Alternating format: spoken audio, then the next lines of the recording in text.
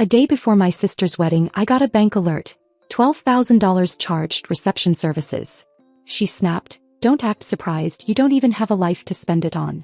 I smiled, beautiful's about to end. The next morning, panic spread through the group chat. Everything cancelled. And then they came angry. My name's Linda. I'm 31 and I've lived in Chandler, Arizona my whole life. Never married, no kids, no real drama until now. I work in financial operations for a logistics company. It's the kind of job where nobody really knows what you do, but somehow the office falls apart when you take a day off. And that's pretty much been my life. Dependable, invisible, and always available. My younger sister, Brianna, is the exact opposite. She's 28, engaged to a guy named Trevor who's just like her. Flashy, shallow, charming in the way people like that always are. Brianna's the kind of person who knows how to make herself the center of every room. Growing up, she got away with everything and I was the one picking up the pieces. Somewhere along the way, I stopped being a sister and started being a resource. So when I got the bank alert the night before her wedding, I wasn't even surprised at first. Just numb. $12,034.88 charged, reception services. I was lying on my couch wearing old sweats, eating dry cereal straight from the box. My first thought was maybe it was fraud. But I tapped into the charge details and it all clicked. The venue name. The timing. The final payment. It wasn't fraud. It was Brianna. Years ago, I'd let her use my debit card once when her own was frozen. She swore it would be for just that day, just $100. I never changed the info after. Honestly, I forgot about it. I wasn't using the account much except for savings, which made it the perfect target for a little last-minute help. I called her. No answer. Texted her. Nothing. 10 minutes passed. Then my phone buzzed with her reply. "Don't act surprised. You don't even have a life to spend it on." I just sat there. It was like something snapped, but not in a loud or violent way. More like when a lock finally gives way. Quiet. Irreversible. She thought she'd won. Thought I'd roll over like I always do. But for the first time in a long time I felt wide awake. I didn't reply. I smiled and whispered to no one, "Beautiful's about to end." Turns out they'd planned everything behind my back. The venue, the catering, the DJ, flowers, lighting. All of it paid at the last possible minute using my account. They'd waited until the very end so I wouldn't have time to do anything about it. Because that's who they think I am. The one who won't make a fuss. Who'll take the hit and say nothing. They didn't know I'd been learning. Watching. Waiting. I spent the whole night on the phone with vendors, reading out transaction IDs, canceling services, explaining the payments weren't authorized. Some asked questions, some didn't. All I cared about was getting the charges reversed. By 3:30 a.m. my account was locked and the disputes were filed. By sunrise, every contract was void. At 7:42 a.m., my phone started blowing up. The family group chat was a disaster zone. Why is the florist saying we didn't pay? Trevor's calling the venue, they're saying it's cancelled? Is this a mistake? Linda, what did you do? I didn't respond. At 8:15 my mom called. Ignored. By 8:40 she was at my door with Brianna right behind her, both of them red-faced and loud. I opened the door and let them speak. They accused me of destroying everything. My mom said I was jealous. Brianna told me I'd regret this for the rest of my life. I didn't say much. Just looked at them both, then said one thing before closing the door. You shouldn't use people just because you're sure they won't fight back. Then I locked it. Sat back down on the couch. Finished my cereal. I knew what was coming. The real fallout hadn't even started yet. They didn't speak to me after the wedding day. Not directly anyway. But my phone lit up with passive-aggressive messages from relatives I hadn't seen in years. My Aunt Clara from San Diego messaged me with families supposed to lift each other up, not tear things down. My cousin Michelle posted a story on Instagram, a blurry picture of Brianna and Trevor at the courthouse captioned, "True love survives even sabotage." And the family group chat? A war zone. It wasn't even subtle. One message after another, all pointed in my direction without ever saying my name. Some people need to learn the meaning of selflessness. This family used to mean something. God doesn't bless bitterness. My mom didn't call me. She just posted a status on Facebook that said, "Some wounds don't come from strangers. Some come from the people you raised." 23 likes. 5 comments. I didn't read them. The wedding happened the same day, just not the way they'd planned. They dragged themselves into a courthouse in downtown Phoenix, paper flowers in hand, barely holding it together. Brianna wore a backup dress and posted a blurry boomerang of her ring with the caption, "Married to my best friend, no matter what." They went to dinner at a Chili's with the bridal party, which had shrunk to 5 people by then. No music. No speeches. Just limp nachos and forced laughter. I stayed home. Made pasta. Turned off my phone. I thought that would be the end of it. I figured I'd bought myself some peace, even if it was the kind of silence you only get after a storm tears through. I was wrong. This wasn't over. Not even close. Over the next week they started turning up the heat. It was little things at first. My mom would send long voice notes to the group chat about how she used to believe in people. My brother Adam texted me late one night to say this isn't just about money. You broke her. As if Brianna wasn't the one who used my account like a piggy bank and then laughed about it. They started talking about me like I was dead weight. A cold shell. A bitter spinster who'd ruined something beautiful because she couldn't stand seeing someone else happy. And I took it. At first I told myself it didn't matter. That I'd done what I had to do. That letting them spin their little stories was just the price of finally standing up for myself.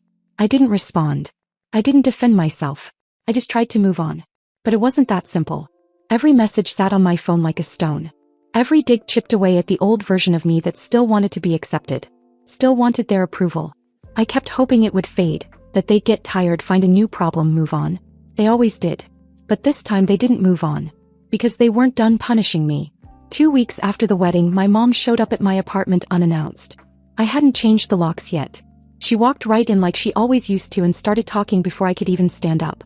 She talked about how I humiliated the family. About how Brianna cried herself to sleep.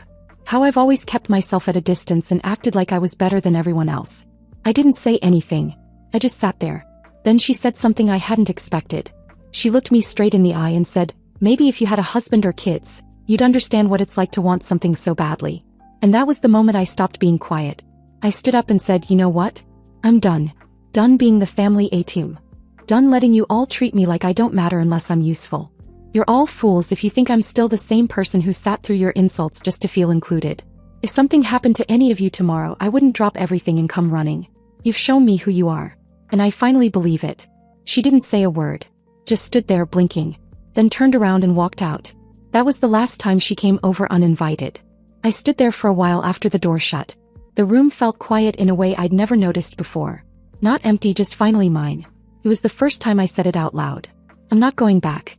After I closed the door on my mom, I thought there'd be some immediate fallout. Another explosion, more messages, maybe even a second ambush at my place. But instead, there was silence. A strange, heavy kind of silence. No calls. No texts. Not even the usual backhanded group chat messages. They just stopped. And for the first time in my adult life, I didn't chase after them. I muted the family group chat. Then I deleted it. I took my name off the shared streaming accounts, shut down the backup Uber Eats card Brianna used when she maxed hers out, logged into the utilities app and canceled the autopay I'd set up for my mom's electricity bill. That one I'd been covering since January without ever mentioning it. No more quiet favors. No more invisible support. For a few days I waited for the backlash. But it didn't come right away. Not until the little things they depended on started slipping. Then came the confused text. From Brianna. Why did Hulu log me out? From Adam. Is the gym card cancelled? It's saying declined. And from my mom, the first real message since our last conversation. The lights almost got shut off today. What's going on? I didn't answer any of them. Instead, I booked myself a weekend in Sedona. Last minute. Solo. I'd never done something like that before. I got a cabin up in the Red Rocks, bought the most expensive spa package they had and didn't tell a single soul. I left my work phone at home. Didn't bring my laptop. I sat in hot springs with strangers and let the mountain air just be quiet around me. The second night there, I sat on the little patio outside the cabin, watching the sun disappear into the red cliffs, and I realized something simple but heavy. I didn't miss them. I missed the idea of family. The version I built in my head. The comfort of belonging. But the actual people, the way they used me, dismissed me, treated my boundaries like suggestions. No, I didn't miss that at all. I went home Monday morning and started living differently. Not in a flashy, performative way. Just better. For myself. I bought a new mattress. Threw out every piece of furniture that felt like it belonged to a version of me I'd outgrown. Started walking in the evenings instead of scrolling through other people's lives. I ordered takeout and didn't feel bad about it. Took a Saturday pottery class. Went to a wine tasting solo. Bought clothes I actually liked. I even called my bank and opened a second account. One nobody knew about. Meanwhile, they started to notice. Brianna sent a message. Not to be weird, but where'd you go last weekend? Someone said they saw you in Sedona? I left it on read. My mom left a voicemail. Said she hoped I hadn't spent everything already. Like I was some fragile idiot with no self-control now that I'd stopped pouring money into their lives. That one made me laugh. But what really got to them wasn't the silence. It was the fact that I was doing better without them. That I didn't seem heartbroken, desperate, or lost. They expected me to fall apart once I was alone. What they didn't understand was, I'd already been alone for years. This was just quieter. And then something changed. They stopped attacking and started hesitating. First it was subtle. My mom sent me a meme. No caption, just a video of a cat falling into a bowl of popcorn. 2 days later, Brianna liked one of my photos. Then Adam replied to one of my Instagram stories. Just an emoji, but still. I could feel the shift. They were testing the waters. Seeing if I was open. Seeing if I missed them. I didn't. But I wasn't angry anymore either.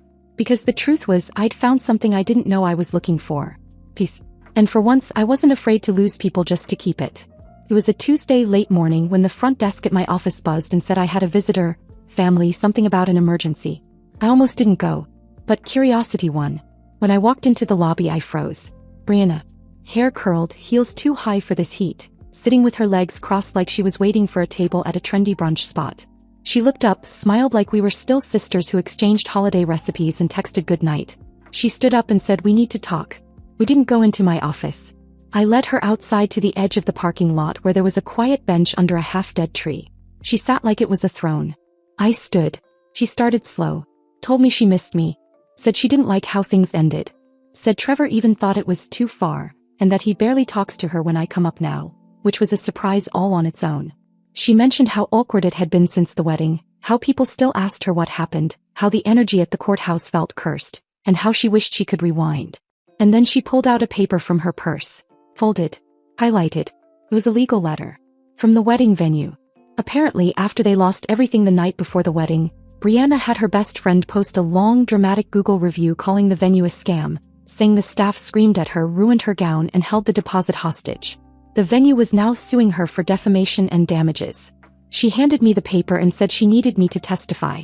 To say the cancellation was a misunderstanding. That I never meant for it to happen. I blinked. She looked nervous for the first time. Then she said it. "You don't even have to lie. Just smooth it over. They won't question you." Like I owed her that. I handed the paper back and told her no. She said, "Linda, please. You're better than this." I said, "I am. That's why I'm not doing it." And then I turned and walked away. I barely got back to my desk before my phone lit up with a call from my mom. I ignored it. Then Adam. Then Brianna again. Voicemail after voicemail.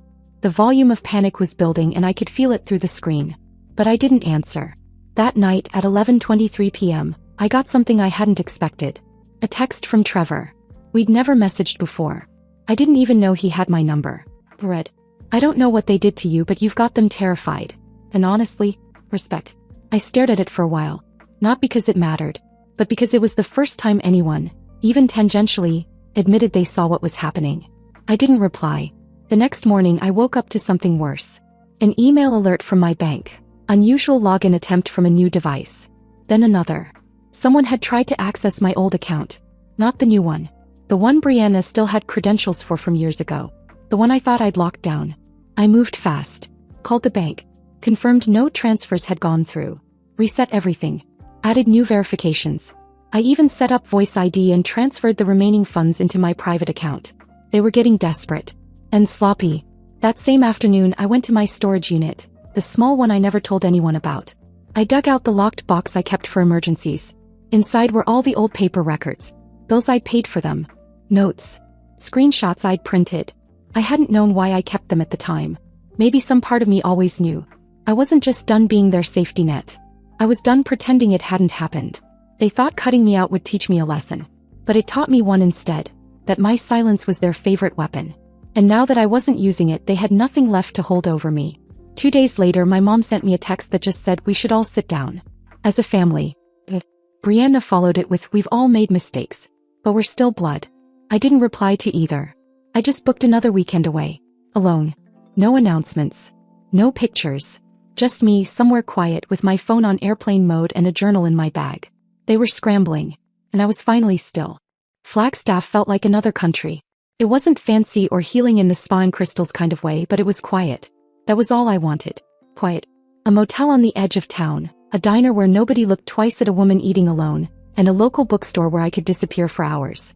I bought a journal from a little antique shop near the square. Thick pages, worn leather cover, smelled like someone's attic. I didn't even know why at first. I hadn't written anything personal in years. But once I sat down that first night, I couldn't stop. I filled pages. It wasn't for therapy. It wasn't art. It was inventory. I wrote out everything I had done for them over the last 10 years. Rent payments, grocery drop-offs, emergency transfers, bill coverage, car rides at 2 a.m., vacations they took without me, but that I unknowingly helped pay for. I even remembered that time Brianna used my credit card for a boutique hotel stay, because her birthday plans fell through, and never paid me back. I didn't cry. I didn't rage. I just wrote. Fully. Page after page. By the end of the weekend, the notebook was almost half full, and I had proof. Not for them. For me. I wasn't crazy. I wasn't cold. I was used. When I came back Sunday night, I turned on my phone. 38 messages. 11 missed calls. 3 voicemails. I expected more of the same, whining, guilt-tripping blame. But this time, something was different. First, Brianna's Facebook post. A selfie captioned, "When you finally realize you've been taking the wrong people for granted. Still learning. Still hoping it's not too late." I didn't react. Didn't comment. But I saw it. And so did a lot of other people. Her followers flooded the comments with supportive messages. One even tagged me. "At Linda Taylor, you're a real one." I ignored it. Later that night, I got a message from Adam. "I think we owe you a real apology. I'm not saying I understand everything, but I get why you snapped. Mom's been quieter lately. Brianna's different. Just wanted you to know we're not pretending anymore. If you ever want to talk, I'll answer." And then, something I never expected. A text from Trevor. I hadn't heard from him since the wedding disaster, and we'd barely spoken even when they were engaged. Read, "They're scared of you. Like genuinely afraid of what you'll do next. And honestly, it's impressive." I sat with that one for a while. Because it hit me, they didn't fear me because I did something terrible. They feared me because I finally did something. For once, I wasn't the buffer. I was the line. The next day, I woke up to an email from my bank. Someone tried to access my old account again. The one I'd locked after everything. I called, confirmed nothing was taken, added more security. But that attempt told me everything I needed to know. They were still looking for ways to pull me back in. Only now the door was closed. Locked.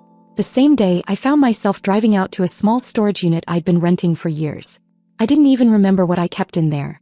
Turned out it was mostly old documents. Tax forms, receipts, boxes of files from my early 20s.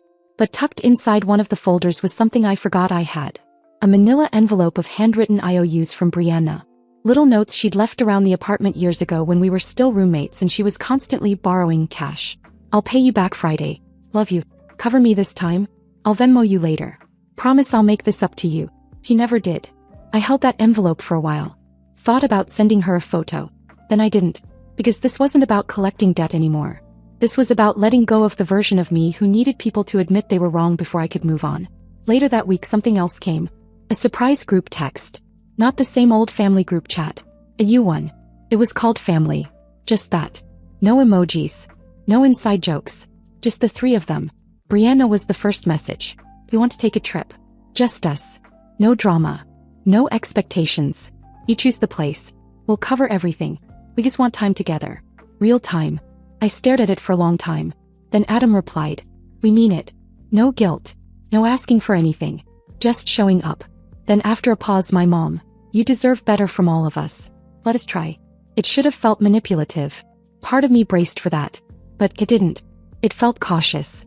Like they were finally walking on eggshells, not me. I didn't respond right away. I spent the evening cleaning my apartment, making soup from scratch and sitting on the floor with my journal. I lit a candle. Put on music. Just existed. The next morning I wrote back. "Fine.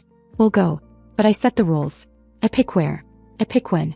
And the second it starts to feel like before, I'm out. No questions. No apologies." Brianna agreed. Adam, same. My mom. "Proud of you. For real this time." And for the first time in a long time, I believed she meant it. Something was changing. Not fast. Not perfectly. But it was real. And maybe, just maybe, that was enough to start again. We ended up going to Oregon. I picked it partly because none of us had ever been, and partly because it was far enough from Arizona to force everyone out of their usual habits. No quick visits, no excuses to leave early, no backup plans. Just the 4 of us, me, Brianna, Adam, and our mom, in a rented cabin outside Bend, surrounded by pine trees and nothing else. The air felt different there. Colder. Quieter. Like it belonged to someone else and we were just borrowing it. When we arrived, no one really knew what to say. The first few hours were stiff, like people who hadn't seen each other in years. And in a way we hadn't. Not as equals. Not like this. Brianna kept looking at me like she didn't recognize me. My mom kept doing that thing where she opened her mouth like she was about to speak, then shut it again. Adam mostly stayed in the background, avoiding eye contact, helping with bags, chopping vegetables for dinner like a silent apology. The first night we sat around the fireplace in silence until Brianna finally said it.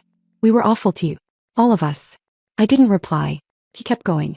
Said she didn't know what she was doing at the time, that she thought I'd always be there, that she didn't even realize how often she leaned on me until I wasn't there to lean on anymore. She said the wedding wasn't just about the wedding. It was about control. About not wanting me to have any say in anything because they were afraid of how much I'd given already. She cried. Then my mom spoke. Said she'd spent so long trying to keep everyone else afloat that she hadn't noticed she was using me as the life raft. Said she assumed I was fine because I acted fine. But fine doesn't mean respected. Fine doesn't mean appreciated. Adam admitted he didn't want to see it. That if he did, he'd have to admit he was part of it too. No one asked me to forgive them. That was the surprising part. They just sat there letting the truth sit in the room like smoke. Not asking me to clean it up. Not asking me to fix it. And maybe that's what made me start to believe they actually meant it this time. The rest of the trip wasn't perfect. There were awkward moments. Long silences. But there was no tension. No walking on eggshells. They listened when I spoke. They asked questions. They helped. My mom cooked one night and let me sleep in the next morning without guilt. Adam and I hiked up a trail and didn't talk about the past, just pointed out birds and clouds and how the trees up here smelled better. Brianna offered to cover gas for the ride back. Not a big thing, but something. On the final night we played cards at the big wooden table in the cabin. Brianna laughed until she snorted. My mom drank wine. Adam burned the garlic bread and got roasted for it. And for a few hours, it felt like we weren't broken anymore. Just people learning how to start over. Before we left the next morning, Brianna asked me if we'd ever be close again. I told her I didn't know. That it wasn't about closeness anymore. It was about consistency. About respect. She nodded and said fair enough. As I drove home, something in my chest felt different. Not healed, but lighter. And I realized something. They weren't my responsibility. Not their moods. Not their mistakes. Not their needs. I was allowed to live my own life. And I finally was. After I got home, I didn't jump back into old patterns. I didn't answer every message right away. I didn't pick up every call. I didn't pay any bills that weren't mine. Instead, I bought a ticket to Barcelona. Just me. 10 days. No plan. I posted a picture from the airport with no caption. Brianna liked it. My mom commented with a heart. Adam sent a thumbs up. No questions. No guilt. Just space. And for the first time, I wasn't just surviving them. I was living without them at the center. And that was enough. For now.